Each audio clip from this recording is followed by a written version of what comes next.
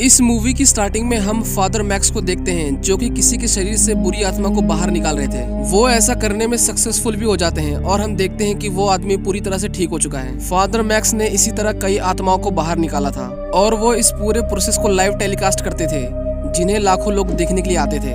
उनके शो का नाम क्लींसिंग आवर था, लेकिन सच्चाई ये नहीं थी जो वो कैमरे के सामने दिखाते थे, बल्कि वो सभी एक फ्रॉड थे। मैक्स जिनकी बॉडी से आत्माओं को निकालता था वो कोई आम आदमी नहीं हुआ करते थे, बल्कि वो सभी एक्टर्स थे जिनको ऐसा करने के लिए पैसे दिए जाते थे। मैक्स का एक दोस्त भी था जिसका नाम ड्रू था।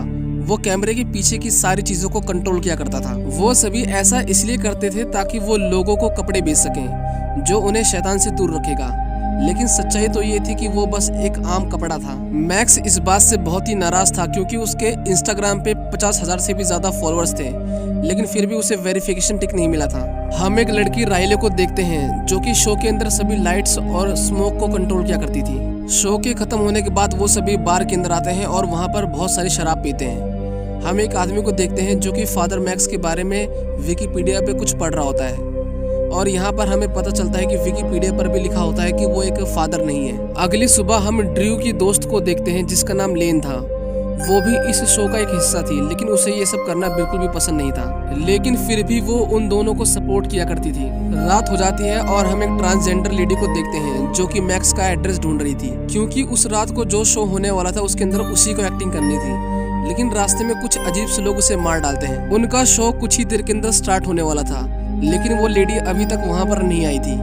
ड्रू इस शो को कैंसिल नहीं करना चाहता था, इसलिए वो लेन से कहता है कि तुम उसकी जगह पर एक्टिंग कर लो क्योंकि तुमने भी ड्रामा स्कूल के अंदर एक्टिंग की है।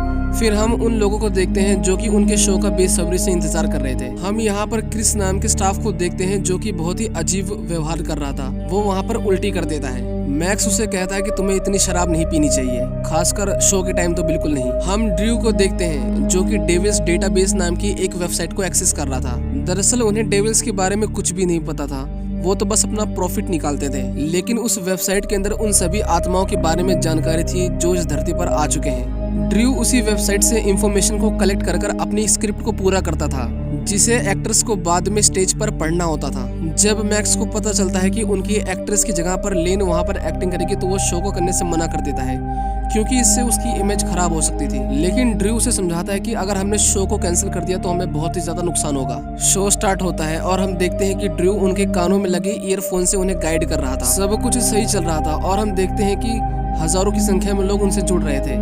लेकिन क्रिस नाम का एक स्टाफ वहाँ पर घबरा जाता है और वो नीचे गिर जाता है। ड्रू से पूछता है कि तुम्हें क्या हुआ, लेकिन वो वहाँ से भाग जाता है और बाथरूम के अंदर चला जाता है। बाथरूम के अंदर जब वो अपने चेहरे को साफ कर रहा होता है तब वो देखता है कि बेसिन के अंदर पूरा खून फैला हुआ है और वो मिरर के अंदर अपने चेहरे को देखता है जो कि आधा जला हुआ था। वो आकृति उसके ऊपर अटैक कर देती है, लेकिन पीछे गिरकर वो बेहोश हो जाता है। लेकिन हम देखते हैं कि उसके बिना भी शो को आगे बढ़ाया जा रहा था। फादर मैक्स अपनी स्क्रिप्ट को बोलता है, लेकिन जब लेन की स्क्रिप्ट बोलने की बारी आती है तो वो कुछ भी नहीं बोलती। लेकिन शो बिल्कुल असली लगे इसलिए फादर मैक्स उसके ऊपर पवित्र पानी फेंकता है, लेकिन ऐसा करते ही लेन की बॉडी से लाल रंग का स्मोक निकलने लगता है। मैक्स को लग रहा था कि शायद ये कोई स्पेशल इफेक्ट है। वो लेन से धीरे से कहता है कि तुम अपनी स्क्रिप्ट को आगे पढ़ो, लेकिन लेन उसके ऊपर अटैक कर उसे इंजर्ड कर देती है। मैक्स को उसके ऊपर बहुत गुस्सा आता है, लेकिन वो कुछ भी नहीं करता क्योंकि शो लाइव चल रहा था। लेकिन लेन अब एक्टिंग नहीं कर रही थी, बल्कि उसके अंदर सच में शैतान आ गया था। वो टॉमी नाम के स्टाफ को अपने पास बुलाती है और उसकी बॉडी में आग लगा देती है। मैक्स उसके ऊपर चादर डालता है, लेकिन हर वो चीज जो उस आग को बुझा सकती थी उस आग को बढ़ाने लगती है और अल्टीमेटली वो जलकर मर जाता है। वो सभी समझ चुके थे कि ये कोई मजाक नहीं है। ड्रू पुलिस के पास फोन करता है, लेकिन उसका कॉल नहीं लगता। लेकिन जो लोग उनके शो को लाइव देख रहे थे उन सभी को लग रहा था कि शायद ये सभी मजाक कर रहे हैं। वो आत्मा उन्हें कहती है कि तुम्हारे पास सिर्फ 49 मिनट से मुझे यहाँ से निकालने के लिए, और अगर तुम ऐसा नहीं कर पाए तो मैं इसे मार डालूंगी। किसी ने भी यहाँ से भागने की कोशिश की या फिर इस शो के लाइव टेलीकास्ट को बंद करने की कोशिश की तो सभी यहाँ पर मारे जाएंगे। लेकिन उसकी शर्त ये थी कि उसकी बॉडी से सिर्फ मैक्स ही उसको बाहर निकालेगा। मैक्स वहाँ पर रखी बाइबल को उठाकर उनमें से अलग अलग लाइन्स पढ़ने लगता है, लेकिन ड्रू से समझाता है कि ऐसा करने से कुछ नहीं होगा। हर शैतान के लिए अपनी अलग सी लाइन्स होती हैं और जब तक हमें इसका नाम नहीं पता चलेगा हम उसे वहाँ से नहीं निकाल सकते। वो दोनों ऑडियंस से उस लाइन के लिए हेल्प मांगते हैं, लेकिन कोई भी उनकी मदद नहीं करता, बल्कि उन्हें लग रहा था कि ये सब एक मजाक है। और उनके लाइव स्ट्रीम में बेकार बेकार कमेंट करने लगते हैं। एक आदमी कमेंट्स में लिखता है कि फादर मैक्स को अपने कपड़े उतारने चाहिए। मैक्स ये नहीं करना चाहता था, लेकिन उसे ऐसा करना पड़ता है, नहीं तो वो लेन को मार डालता। ड्रू उसे कहता है कि तुम चिंता मत करो, तुम्हारे कपड़े उतारते ही मैं यहाँ पर लाइव बंद कर दूंगा और कोई भी तुम्हें देख नहीं पाएगा। लेकिन उसके कुछ देर बाद हम देखते हैं कि कैमरास अपने आप ही चालू हो जाते हैं और ये सब कुछ लाइव हो रहा था। मैक्स के कपड़े उतारते ही उसके ऊपर एक सेट गिर जाता है, जिसमें लगी तेज लाइट्स की वजह से उसका शरीर जलने लगता है और उसे अब एक चलते हुए फैन के अंदर अपने हाथ को डालना था। वो ऐसा करने की कोशिश करता है, लेकिन वो ऐसा नहीं कर पाता क्योंकि उसे बहुत ही डर लग रहा था। उसके शो को 5 लाख से भी ज्यादा लोग देख रहे थे, जिनके सामने मैक्स की बेइज्जती हो चुकी थी। मैक्स उससे कहता है कि तुम्हें क्या चाहिए ताकि हम इसे खत्म कर सकें।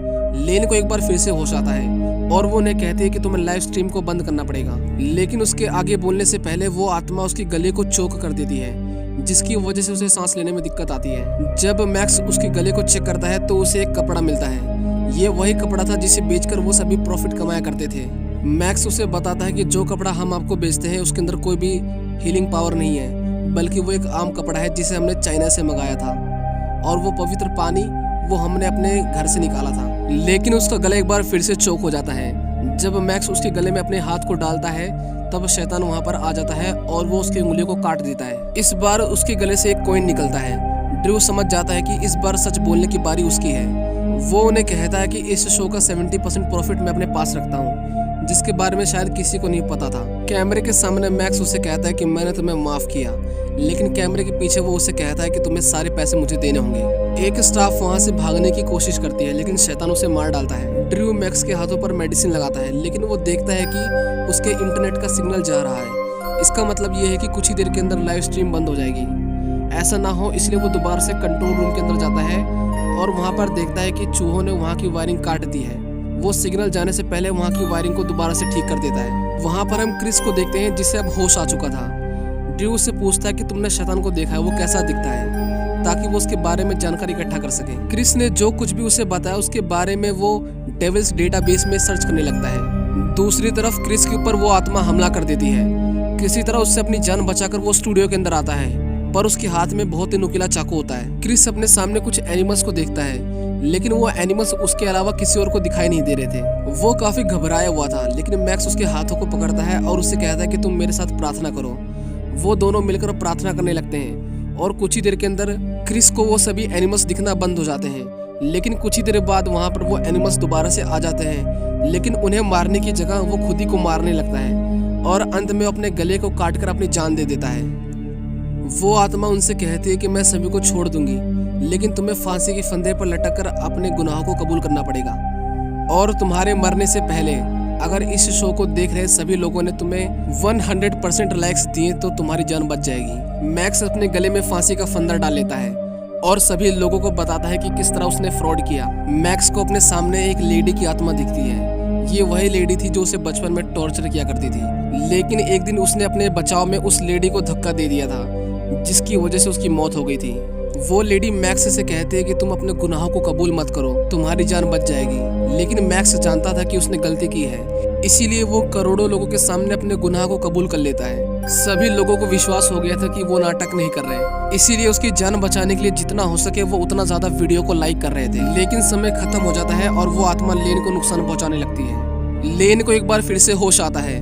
वो उसे कहती है कि तुम्हें लाइव स्ट्रीम को बंद करना होगा, ये तुम्हारे साथ खेल रहा है। वो समझ जाता है कि वो आत्मा सब कुछ जानबूझकर कर रही है, वो किसी को भी नहीं छोड़ने वाली और इस लाइव स्ट्रीम के जरिए वो हमारी मौत का तमाशा दुनिया को दिखाना चाहती है। वो लाइव स्ट्रीम को बंद कर देता है और ऐसा करते ही मैक्स की जान बच जाती है। वो आत्मा एक बार फिर से आ जाती है और उन्हें लाइव स्ट्रीम चालू करने के लिए कहती है, लेकिन उससे बात करते दौरान उसे कुछ हिंट्स मिलते हैं। जब वो उसके बारे में इंटरनेट पर सर्च करता है तब उसे पता चलता है कि इस आत्मा का नाम एमन है। उसे बाइबल की कुछ लाइंस भी मिल जाती हैं, लेकिन उनकी स्क्रिप्टिंग करने से पहले ही वो आत्मा उसे वायर्स में लपेटकर अपने पास खींच लेती है और वो मैक्स से कहती है कि तुम्हें अभी एक और गुनाह कबूल करना बाकी है। लेन एक बार फिर से होश में आ जाती है और वो इस बार कन्फेस करती है कि उससे मिलने से पहले वो मैक्स के साथ रहा करती थी, लेकिन मैक्स उसे कहता है कि ये बहुत पुरानी बात हो चुकी है, हमें इसे भूल जाना चाहिए। ड्रू को अपने दोस्त के ऊपर बहुत गुस्सा आ रहा होता है, लेकिन वो समझ जाता है कि ये सब एक चाल है, इसलिए वो उन्हें माफ कर देता है। लेकिन तभी स्क्रीन पर एक वीडियो चलने लगती है जो मैक्स ने लेन के साथ मिलकर बनाई थी, जिसे देखकर उसे मैक्स के ऊपर बहुत गुस्सा आता है और वो उसे मारने लगता है। वो आत्मा उससे कहती है कि अगर तुम मैक्स को मार दोगे तो मैं इसे छोड़ दूंगी, लेकिन वो देखता है कि उसे 15 मिलियन से भी ज्यादा लोग देख रहे हैं और यही तो उस आत्मा को चाहिए, इसलिए वो ऐसा नहीं करता और वो उससे कहता है कि उसके गॉगल्स पे लगे हुए बटन को दबाए।